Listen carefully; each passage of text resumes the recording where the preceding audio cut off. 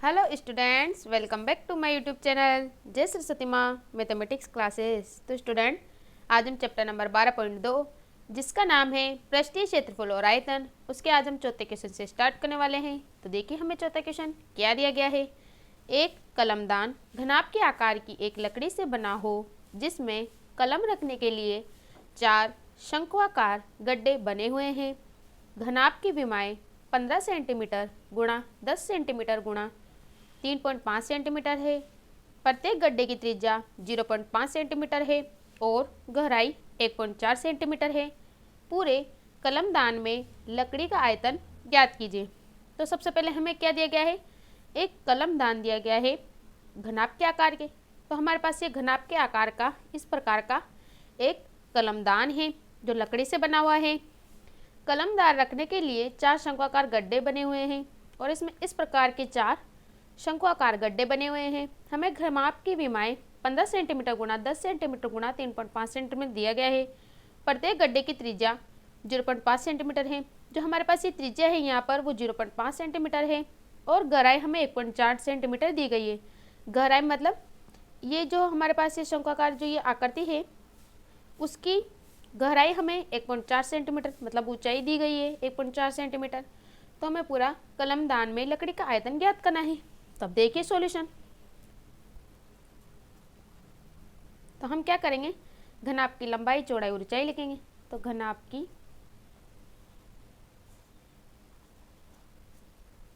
लंबाई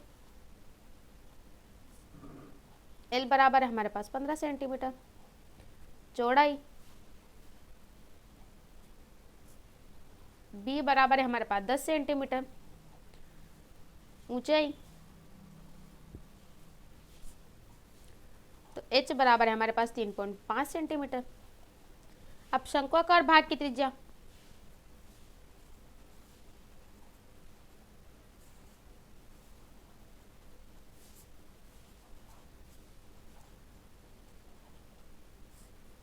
R बराबर है हमारे पास 0.5 सेंटीमीटर। शंक्वाकार भाग की ऊंचाई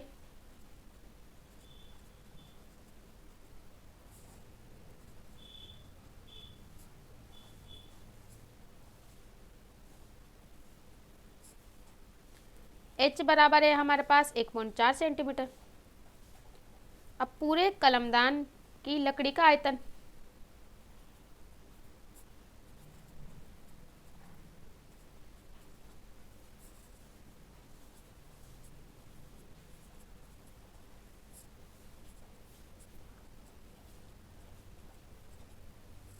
तो हम क्या करेंगे, घनाभ के जो ये हमारे पास एक घनाभकार जो आकृति है उसमें से हम क्या करेंगे, चारों शंक्वाकार गड्ढों का आयतन घटा देंगे। तो घनाभ का आयतन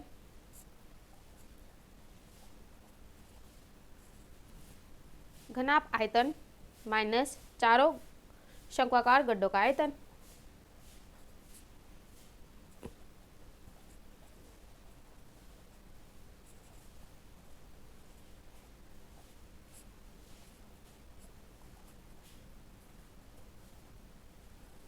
तो हमारे पास घनाभ का आयतन होता है लंबाई गुणा चौड़ाई गुणा ऊंचाई माइनस 4 गुणा 1/3 पाई r स्क्वायर h।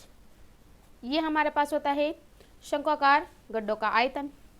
अब हमारे पास लंबाई गुणा चौड़ाई गुणा ऊंचाई हमें क्या दी गई है, 15 गुणा 10 गुणा 3.5 माइनस 4 गुणा 1/3 पाई का मान होता है हमारे पास 22/7 गुणा r का मान है हमारे पास 0.5 गुणा 0.5 क्योंकि r स्क्वायर है गुणा h मतलब शंक्वाकार भाग की ऊंचाई हमारे पास है 1.4।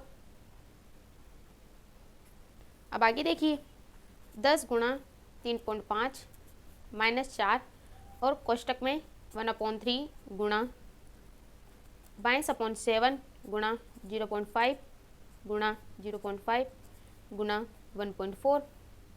यह क्या था। अब यहाँ से हम पॉइंट हटाएंगे। अब देखिए यहाँ से क्या करेंगे, हम 15 गुणा 10 गुणा, अब यहाँ से पॉइंट हटाएंगे, ये पॉइंट हटाएंगे तो नीचे 10 आएगा और -4 और इधर 1/3 गुणा 22/7 गुणा, यहाँ से भी पॉइंट हटाएंगे तो 5/10 गुणा 5/10 गुणा, और यहाँ से पॉइंट हटाएंगे तो 14/10।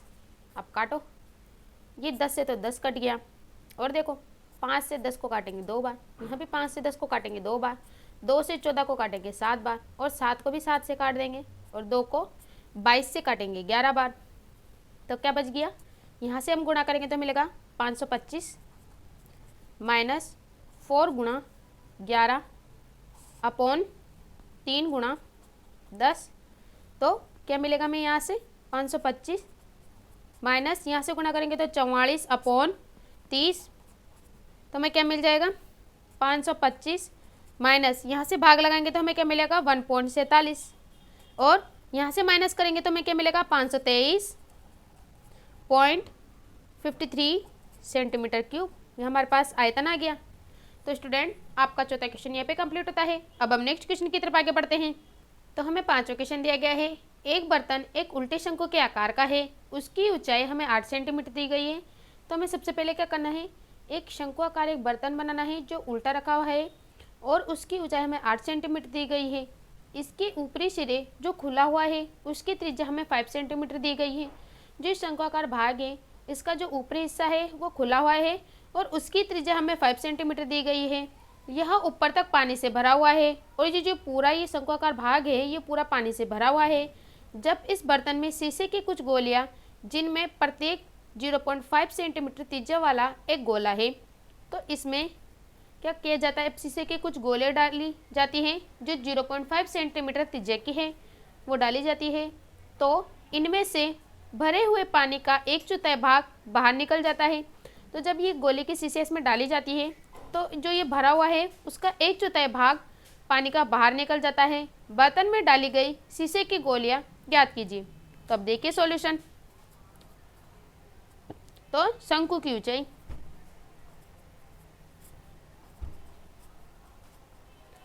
तो शंकु की ऊंचाई है हमारे पास h बराबर 8 सेंटीमीटर। शंकु की त्रिज्या,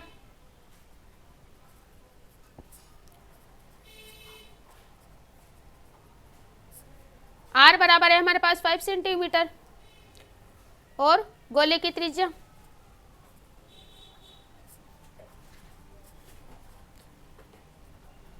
तो गोले की त्रिज्या r बराबर है हमारे पास 0.5 सेंटीमीटर। माना बर्तन में डाली गई गोलों की संख्या हम n मान लेंगे। तो माना बर्तन में डाली गई गोलियों की संख्या बराबर n, ये हमने माना है। अतः n गुना गोली का आयतन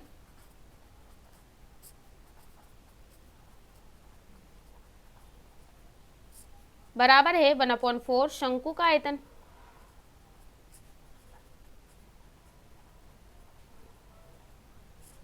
तो n गुना गोली का आयतन हमारे पास होता है 4/3 पाई r क्यूब बराबर 1/4 गुणा शंकु का आयतन होता है हमारे पास 1/3 गुणा पाई r स्क्वायर h, ये होता है। तो अब देखो यहाँ से पाई से तो हमने पाई को काट दिया, तो हमारे पास क्या बच गया, n गुणा 4/3 गुणा r क्यूब बराबर 1/4 गुणा 1/3 गुणा r स्क्वायर h, ये बच गया।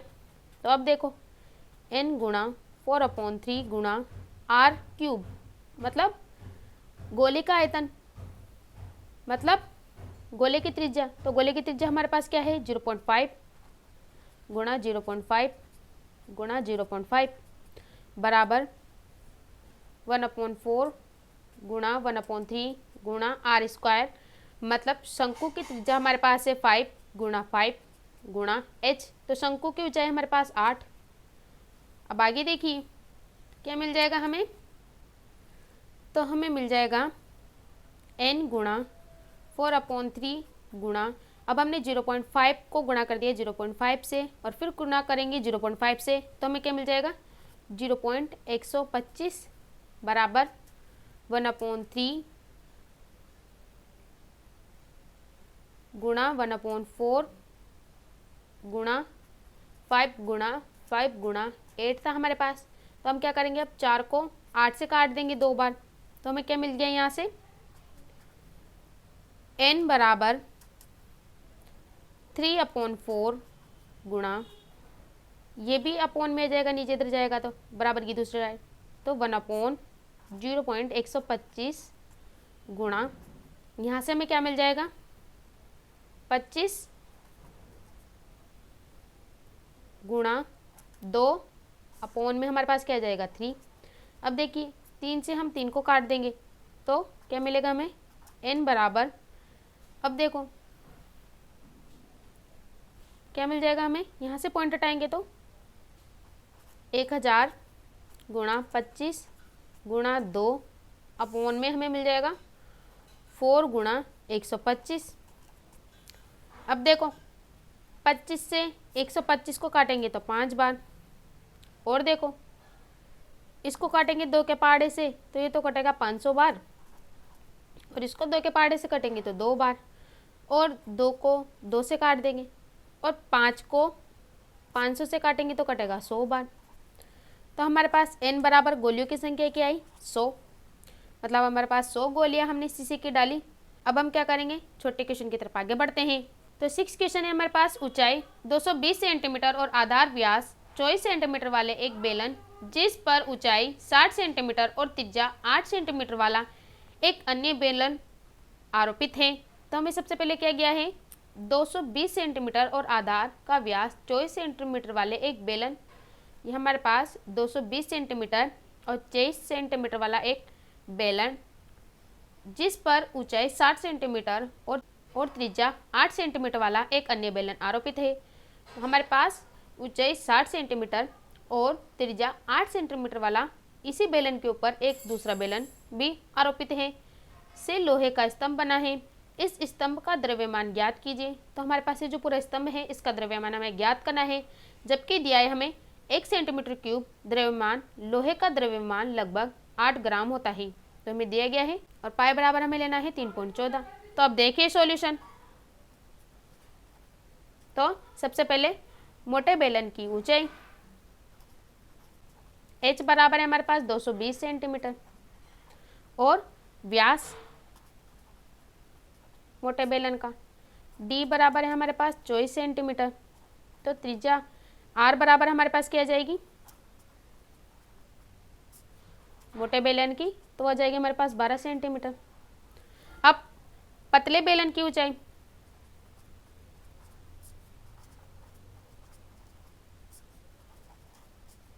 तो h बराबर है हमारे पास 60 सेंटीमीटर, और त्रिज्या स्मॉल r बराबर है हमारे पास 8 सेंटीमीटर। अब लोहे के स्तंभ का आयतन,